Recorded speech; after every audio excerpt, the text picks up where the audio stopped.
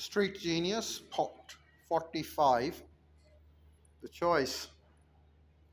William James had problems, really bad problems. Although born into a wealthy, prominent family from birth, James suffered life threatening health issues. An eye problem that left him temporarily blinded as a child, a terrible stomach condition that caused excessive vomiting and forced him to adopt an obscure and highly sensitive diet, trouble with his hearing, back spasm, so bad that for days at a time he often couldn't sit or stand upright. Due to his health problems, James spent most of his time at home. He didn't have many friends and he wasn't particularly good at school. Instead, he passed the days painting. That was the only thing he liked and only thing he felt particularly good. He felt particularly good at painting. Unfortunately, nobody else thought he was good at it.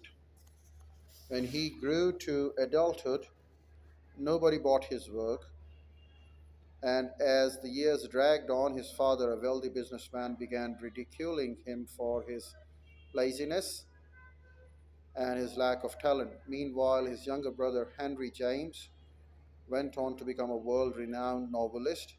His sister, Alice James, made a good living as a writer as well.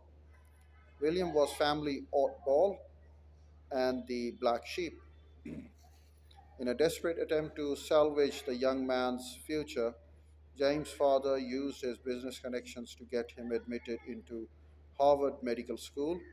It was his last chance, his father told him.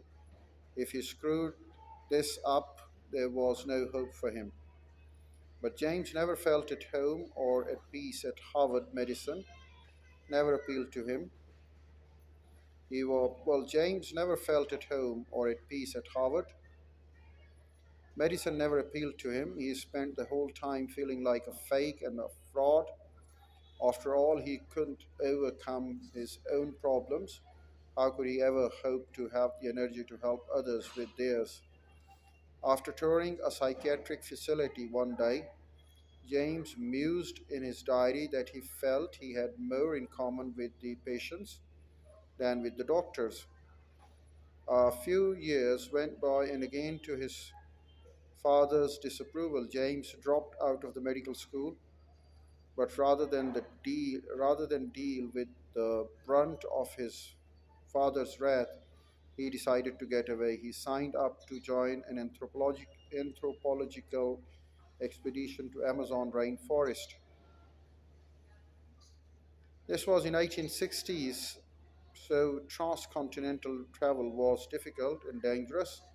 If you ever played the computer game Oregon Trail when you were a kid, it was a kind of like that, with dysentery and drowning oxen and everything. Anyway, James made it all the way to Amazon, where the real adventure was to begin.